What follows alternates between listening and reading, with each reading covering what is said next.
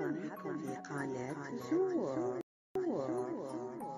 السلام عليكم ورحمة الله تعالى وبركاته. لهذه الوصفة نحتاج إلى كأس من الفول السوداني بالقشور أو الكاوكاو بقشوره، نصف كأس من السكر، وربع الكأس من الماء، أي نفس الكأس نأخذه للمكونات، نفس الكأس أو نفس العبار أو نفس الكيلة. إذا كما قلت لكم، كأس من الفول السوداني بالقشور، نصف الكأس من السكر، وربع الكأس من الماء. ونحتاج كإضافة الكاكاو البني ملعقة كبيرة، ونكهات مختلفة حسب الذوق. هنا سأخذ كنكهات الليمون، الفستق، البرتقال، والفراولة. إذن في مقلاة أو أي وعاء عندكم، قدر أو مهم يكون لا يلتصق ويكون ثقيل، نضع الفول السوداني أو الكاوكاو، نضع فوقه السكر ونخلط قليلا هكذا، نخلط، ثم نضع الكاكاو ونخلط هكذا، نخلط حتى تتجانس المكونات مع بعض، ثم نضع الماء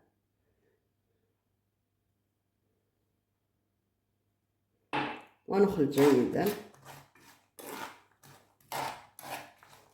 نخلط جيدا هكذا كما ترون حتى تتبلل كل الحبات هكذا، ثم نضعه فوق النار. إذن هكذا نضعه فوق هكذا نضعه فوق نار متوسطة، ونضعه حتى يبدأ في الغليان، ونخلط كل مرة،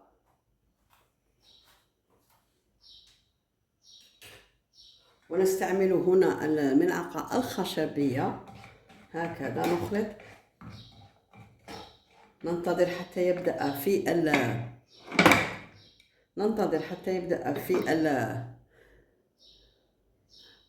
الذوبان السكر.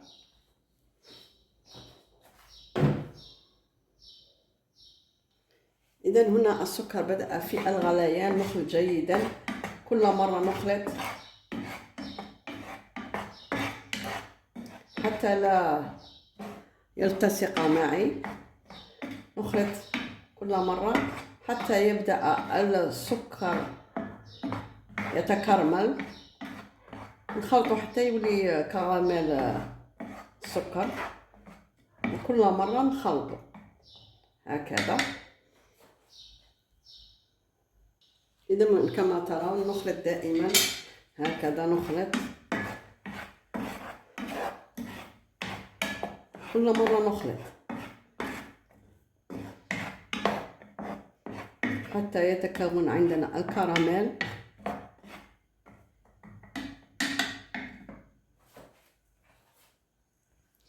هنا بدأ الكراميل فيه يتكون كما ترون، نخلط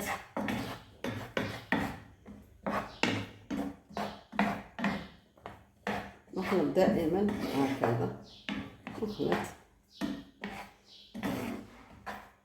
حتى لا ينحرق، وكذلك لتأخذ الحبات الكراميل.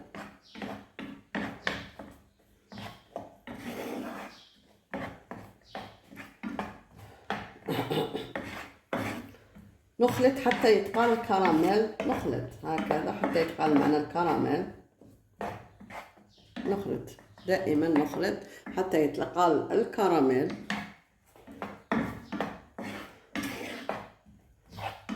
ودائما على نار متوسطة.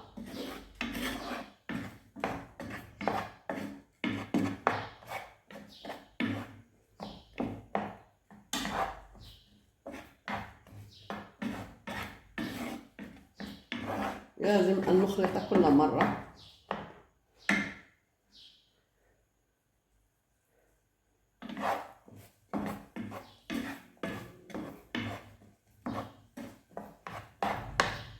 هنا كما ترون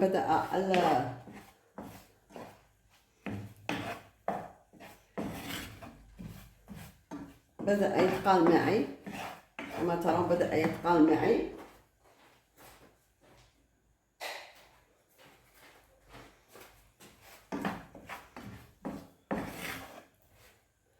سوف أنقص القليل من النار هكذا. بدأ يتقال معي.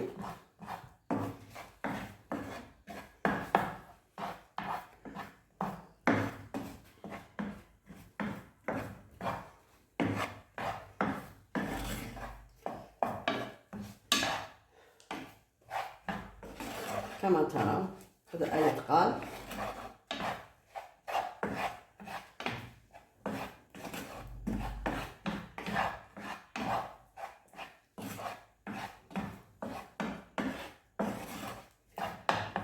هكذا كما ترون بدأ يتقال. ونخلط، لازم أن نخلط كل مرة حتى تأخذ الحبات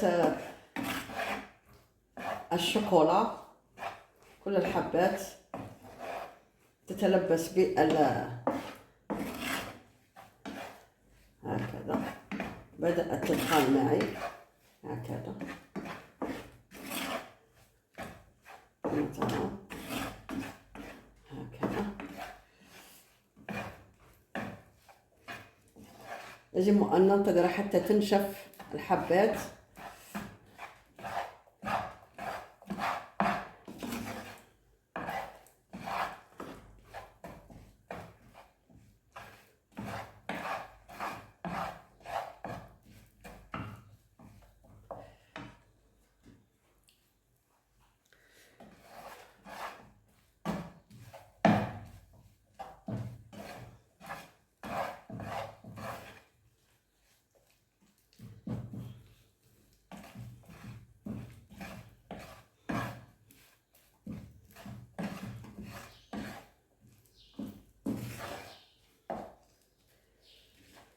هنا كما ترون بدأت الكاكاو كتلة واحدة هكذا حتى ينشف. يجب أن ينشف.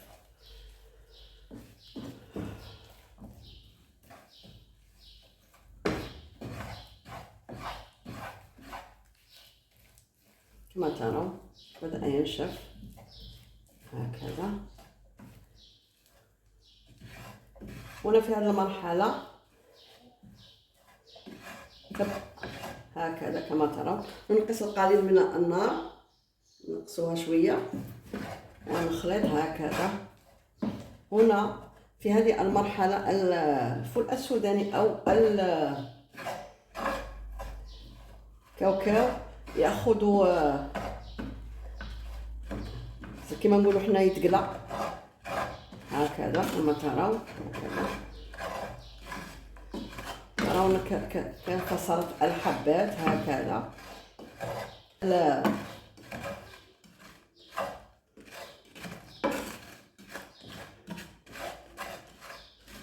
كما ترون هكذا الحبات تتلبس الشوكولا.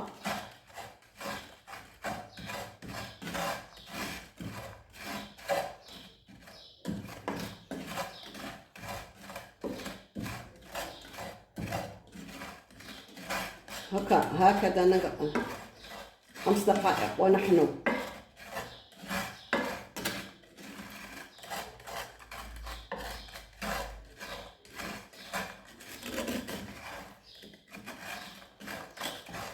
نقليها فوق، نقليها هكذا حتى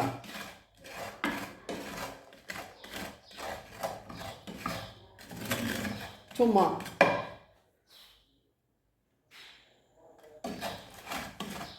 نضعها على نار متوسطة مرة أخرى. هنا أضعفت النار، نقصت النار وعاودوا عندك ودروك غادي نعاود نزيدها باش عاود عاود لا كراميل تولي، يعني مرة أخرى ستعيد مرة أخرى الكراميل.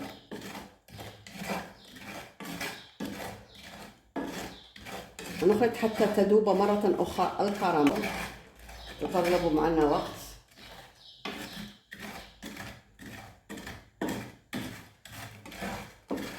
هنا ننتظر حتى الكراميل يعود من جديد ويذوب مرة أخرى. هنا ترون الحبات كيف هي حبة على حبة.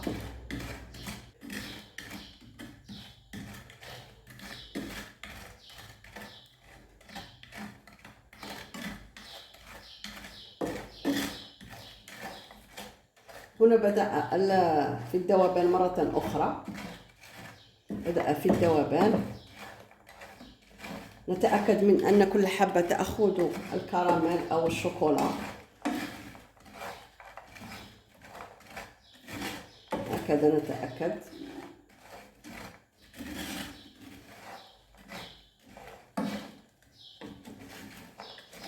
يجب أن لا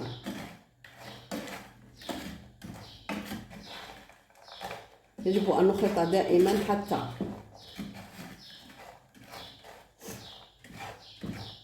نتحصل على نتيجة ولا تحرق معنا الحبات، هكذا كما ترون.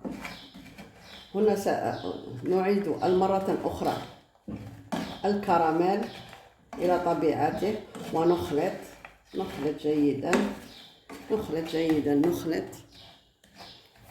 حبات، نخلط حتى تتلبس الحبات الشوكولا هكذا.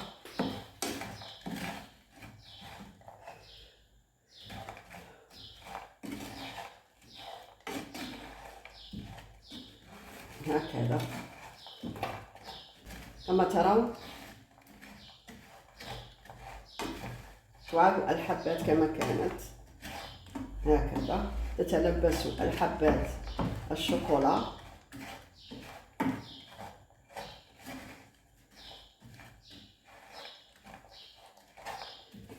عندما يذوب الكراميل هكذا،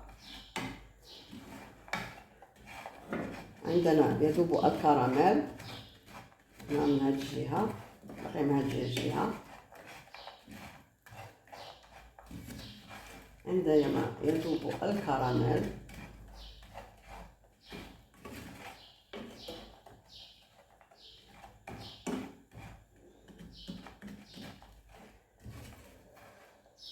نخلط جيدا.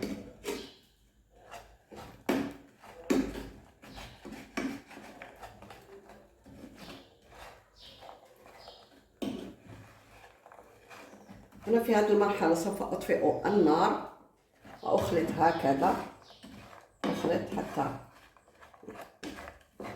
يبرد معي قليلا. هنا أطفأت النار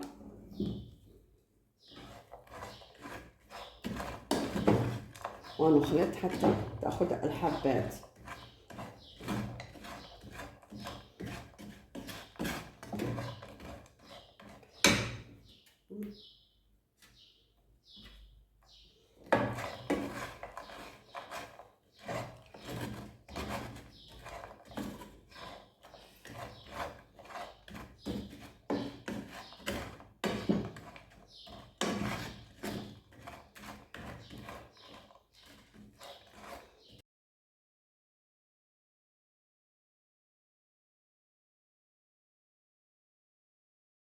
كما ترون نستمر في الخلط.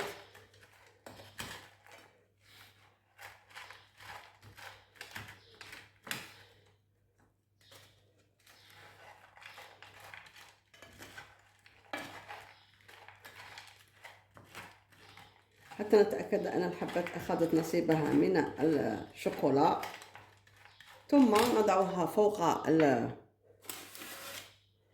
ورق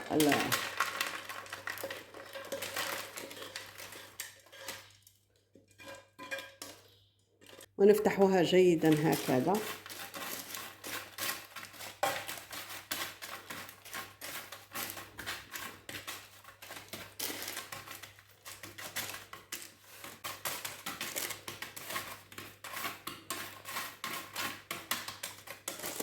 ونتركها لتبرد هكذا حتى نفتح الحبات لا تلتصق مع بعض هكذا ونتركها لتبرد. هنا نفس الخطوات للفول السوداني بنكهة الفستق أو البرتقال أو الليمون. هنا أخذت نفس الكأس فول سوداني أو كاوكاو بقشوره، ونصف الكأس سكر، وربع الكأس ماء.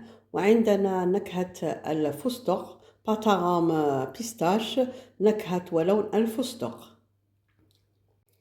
إذن في مقلاة أو قدر يكون ثقيل نضع الفول السوداني أو الكاوكاو بقشوره، ونضع فوقه السكر ونخلط قليلا هكذا، ونضع فوقه الماء نبلله بالقليل من الماء، ربع كأس نبلله بالماء ونخلط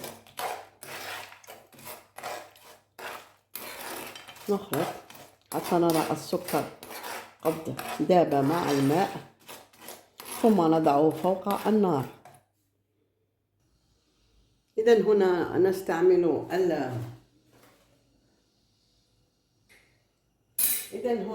نفعل النار تكون قليلة متوسطة، ونخلط ونتركه حتى يغلي معنا الكراميل.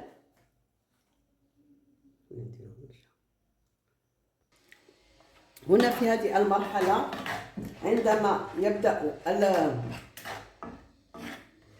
السيرو أو الشراب يتكون هكذا ويغلي قليلا،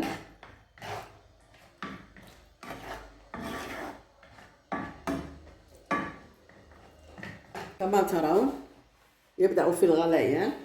هنا في هذه المرحلة نأخذ لاباتاغام بيستاش أو نكهة ولون الفستق، ونضع كمية حسب الرغبة ونخلط هكذا، نخلط حسب الكمية. نرى إذا حبات أخذت نصيبها من اللون هكذا،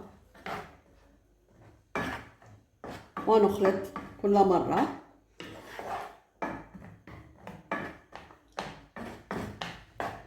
هكذا،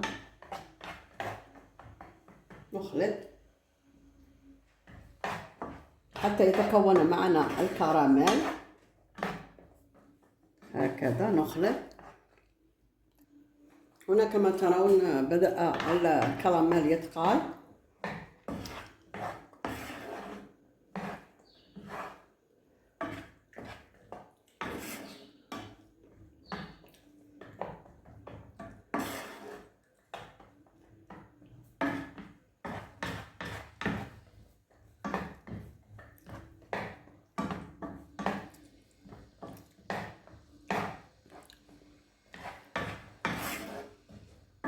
نخلط دائما، نستمر دائما بالخلط حتى لا تحترق معنا الحبات هكذا كما ترون. هنا كما ترون بدأ يتقال الخليط، أي أن الكراميل بدأ يتكون. كما قلت لكم نستمر في الخلط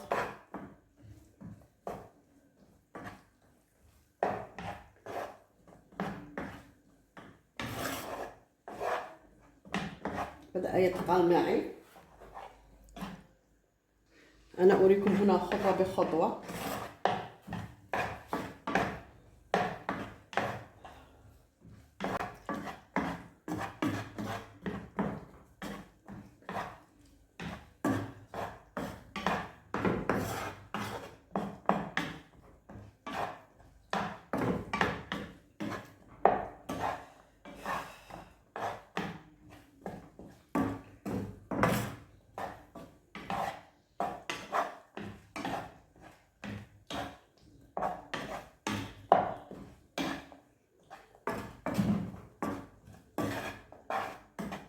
كما ترون بدأ يتكون عندي الكراميل.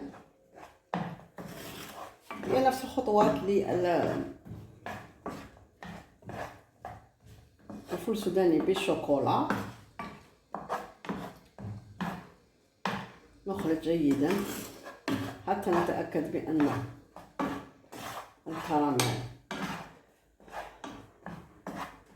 كل حبة تأخذ النكهة واللون.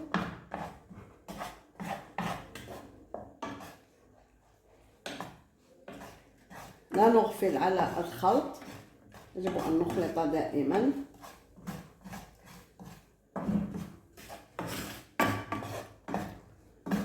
حتى تنشف الحبات.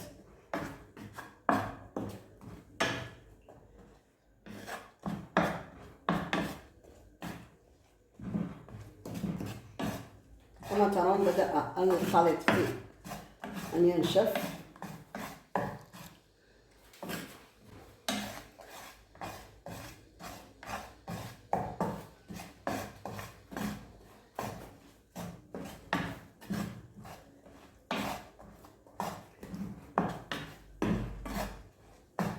بدأ الخليط ينشف.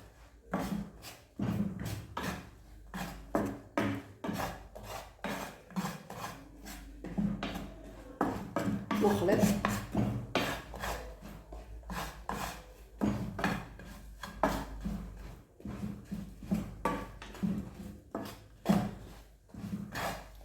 وهنا يجب أن نختار نوعية الفول السوداني من النوعية الصغيرة والجيدة حتى نتحصل على نتائج أحسن.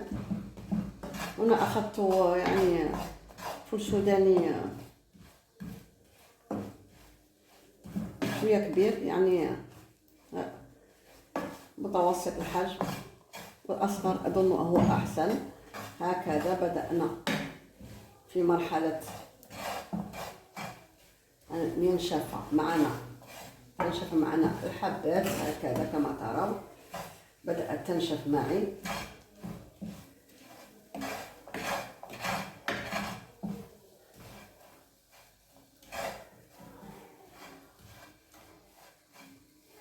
هنا نتأكد من أن الحبات أخذت نصيبها من الكراميل. نخلط هكذا، نخلط ونستمر في الخلط. هنا أنقص قليلا الحرارة حتى أتمكن من الخلط الجيد كما ترون. هكذا تتكون عندنا الحبات كما ترون هكذا، ونخلط نخلط نخلط.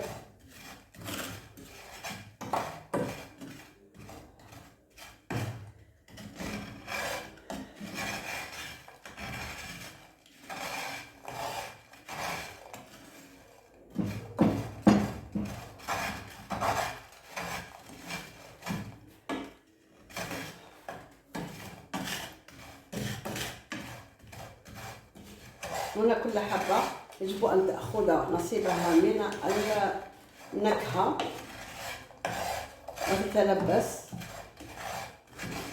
بالخليط. لهذا يسمى الكاوكاو ملبس أو الكاكاوية ملبسة كما يقولوا لها التوانسة. تحياتنا لأهل تونس.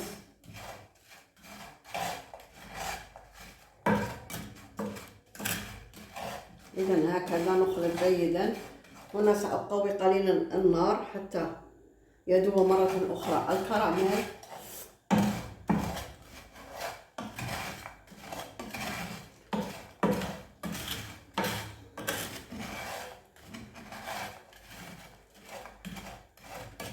كما قلت لكم نفس الخطوات. هنا ستبدأ الكراميل في الذوبان، وتأخذ كل حبة حقها من كما ترون بدأ الكراميل.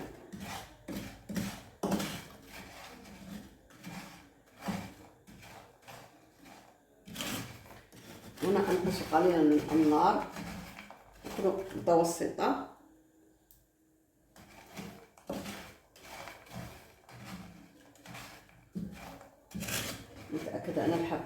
نأخذ نصيبه من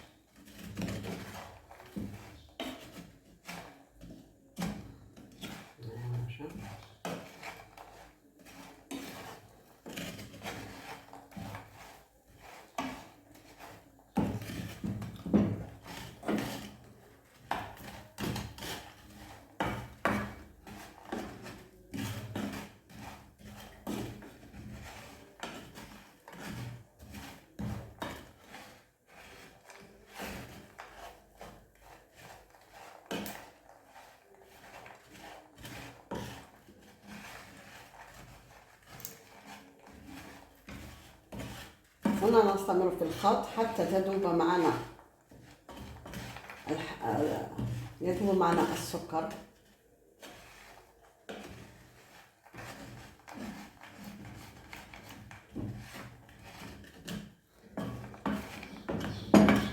كما ترون اني احاول ان اذوب الحبات جيدا.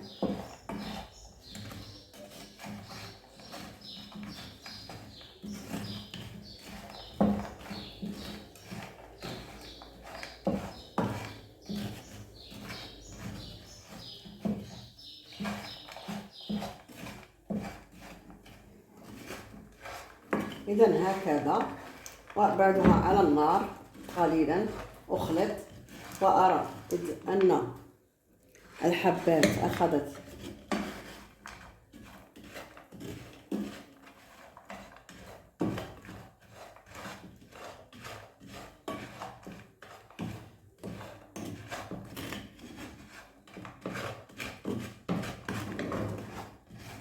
أعيد على النار.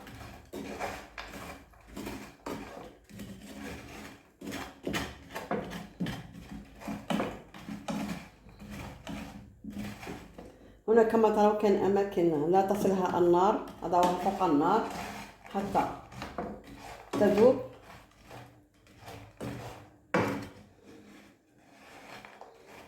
إذا هكذا، ونطفئ النار ونخلط جيدا حتى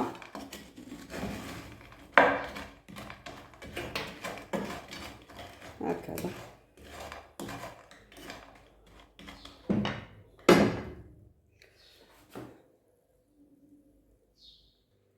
إذا هكذا نستمر في الخلط،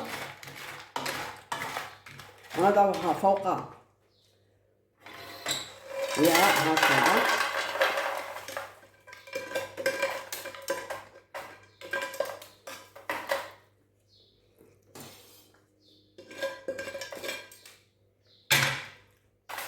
ونفتحها قليلا بالقليل.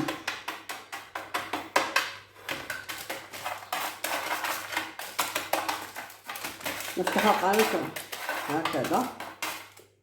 إذا نفتحها قليلا من الملعقة هكذا، ونتركها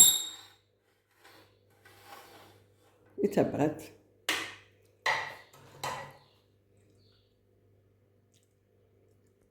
إذا أعجبك الفيديو لا تنسى الإعجاب والاشتراك والضغط على الجرس ليصلك كل جديد. شكرا لدعمكم.